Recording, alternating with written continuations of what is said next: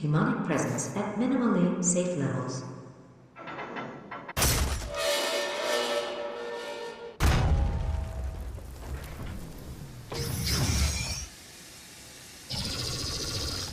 What the?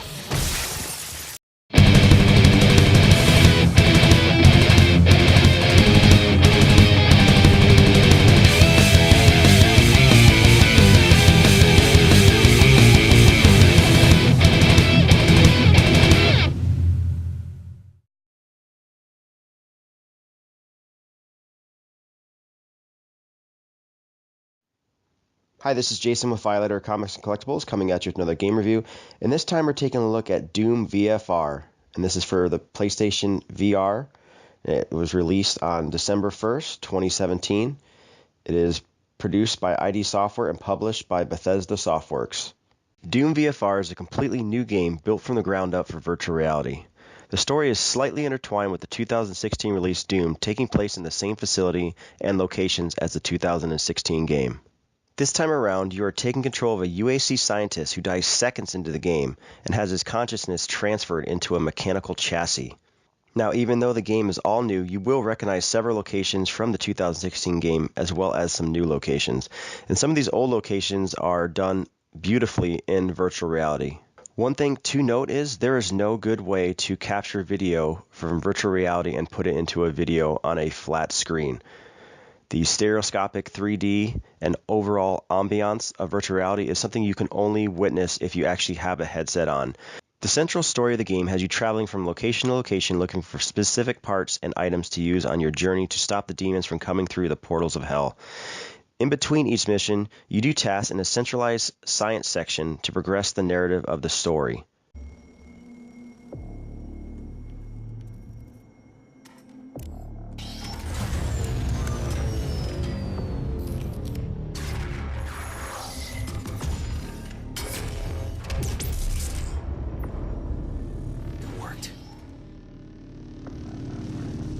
Fans of the 2016 Doom will be right at home.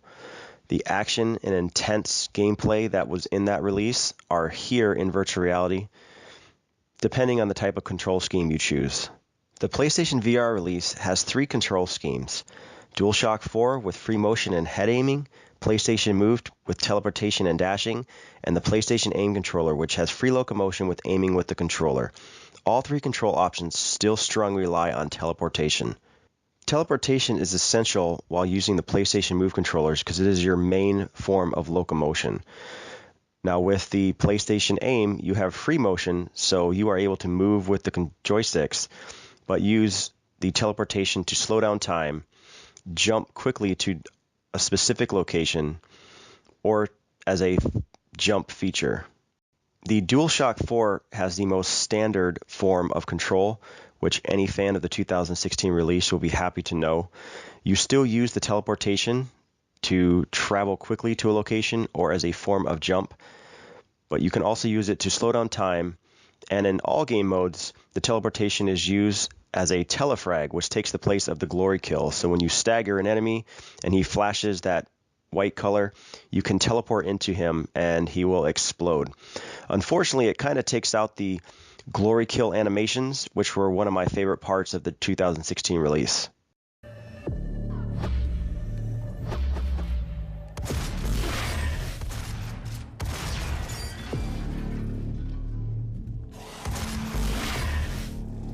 Unfortunately, controls is where this game falters. All 3 control schemes are so different, and none of them really feel right. Now, for this review, I played with 2 different control schemes, the DualShock 4 and the PlayStation Move. My first playthrough was with the DualShock 4 controller, and I was right at home having hundreds of hours in the 2016 release of Doom, and it seemed very fluid. Most of the controls seemed the same other than the teleportation mechanic that kind of replaced the jump feature. The downfall of this control scheme is that you aim with your head and your guns are on a fixed location, which does not translate well into VR. They almost seem like they're sticking out of your shoulders and almost affects your depth perception, which is a major deal when it comes to virtual reality because it definitely damages the immersion factor. Using the PlayStation Move controllers gave me a much greater sense of immersion in the game. Also, my depth perception seemed to be a lot better, and it just looked overall better as far as graphics using that. I don't know if it has something to do with the fixed guns in your face while using the DualShock 4 controller, but everything seemed clearer, crisper, and I really felt like I was in the game. Being able to use each hand individually was a really nice touch, being able to look at your guns and take a look at everything. It really made you feel like you were in the game. And as far as wanting to be in the Doom universe and having that feeling, the PlayStation Move controllers gave you the best overall immersion factor. When it comes to gunplay, movement was another story.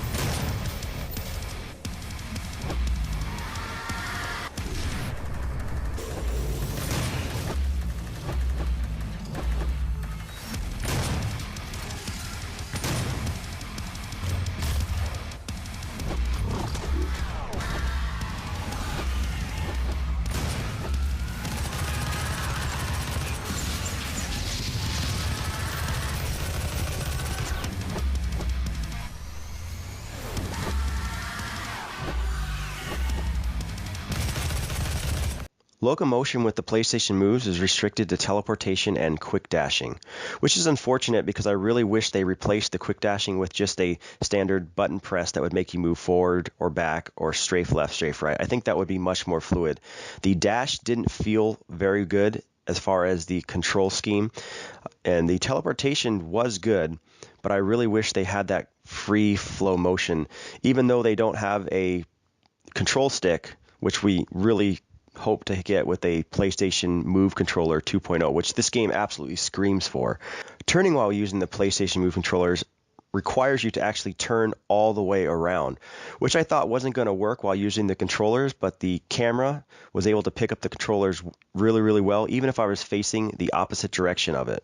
Unfortunately, for such a fast-paced game, and even with the ability to slow down time while teleporting, the Move controllers just didn't feel right.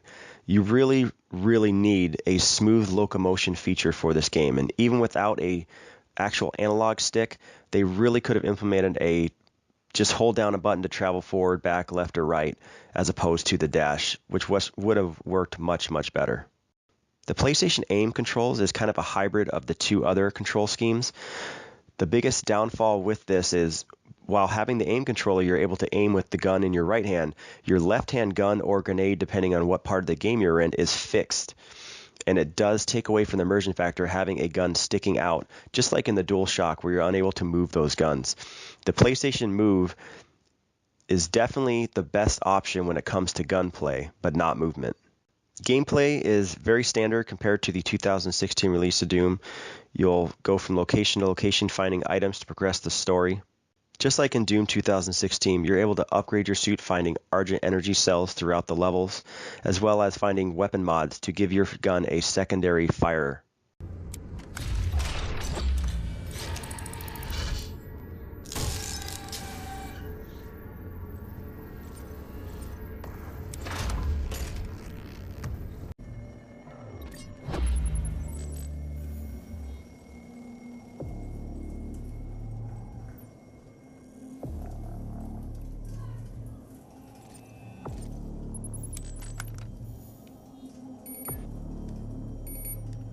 Gameplay is still fast-paced, bloody, and extremely fun, and they did a great job translating it into virtual reality. And being able to be in the world while being chased around with demons and slowing down time is one of the coolest things I've ever done in virtual reality.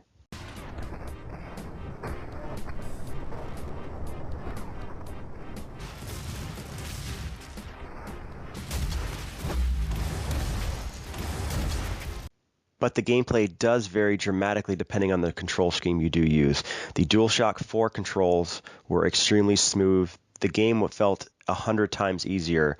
While using the PlayStation Move controls, most of the time the difficulty comes in remembering the controls and getting stuck in a bad position and be able to getting out of it. Another gameplay mechanic that really wasn't in the game very much and was very highly touted going into the game by the development staff was the ability to hack or use computers using the virtual reality like PlayStation Move controls, and it just really wasn't there. A lot of it was just clicking a button at a specific time or putting your hands out and turning a wheel to align certain objects. It was very, very small, and it really didn't have, a very major part in the gameplay, which is really unfortunate for a VR title, especially when many other titles have done VR so much better when it comes to little mechanics to make you feel like you're in the game.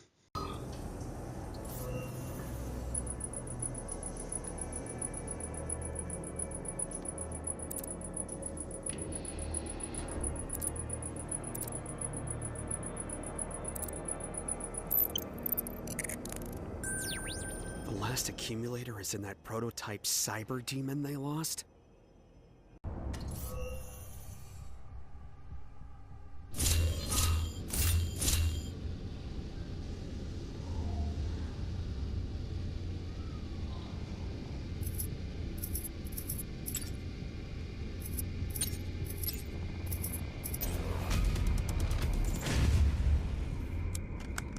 This game also has tons of secret locations and secret items, just like Doom 2016, finding different Argent energy cells, weapons locations, as well as the Doom Guy collectibles and a couple other secrets that are taken straight from Doom 2016. A lot of the secrets are actually in the exact spots of the levels that are the same between the two games.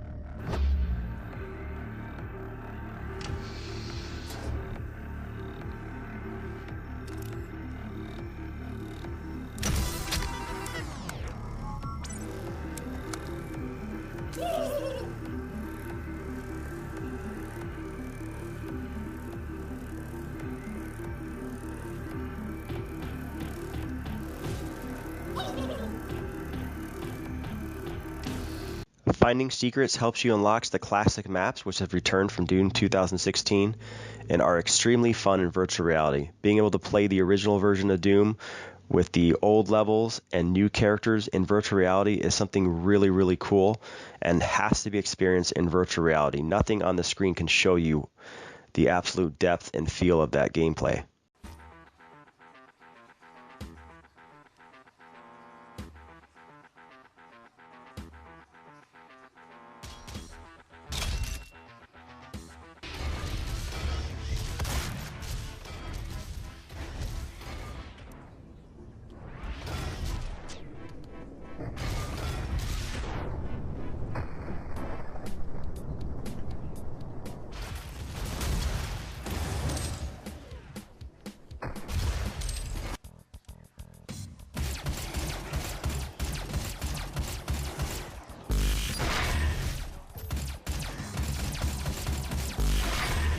I can't express how good this game looks. Now, I am running this on a standard PlayStation 4. I don't have a Pro, and I can only imagine how good a Pro is going to look if they've already patched it, at launch. And it is something to behold. It's beautiful graphics. Everything looks fantastic.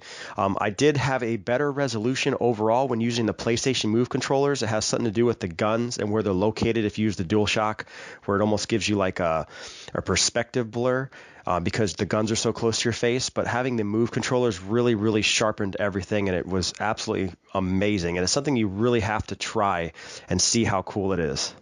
The sound design is also really well done. The guns sound fantastic when you're firing them off. I mean, when you have a surround sound headset on, it just sounds fantastic. And then the music is that pulse pounding music, straight out of Doom 2016. So if you've played that game, you definitely know the feel of that music and how it amps up the whole situation when you're getting in a big firefight.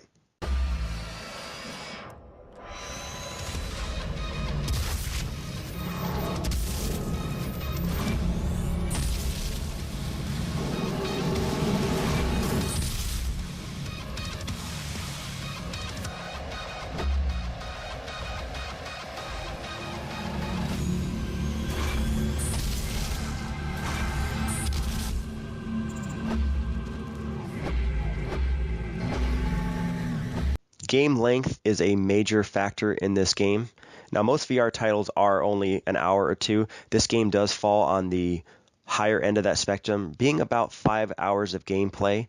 But depending on what difficulty you set it on, you can blow through this game in about 2 hours on the easy setting. Trying to find all the secrets and playing it on a harder difficulty will roughly get your gameplay to about 5 hours, not counting going back and playing a lot of the classic maps. So for an overall score, I'd definitely give this game a 7 out of 10 at launch.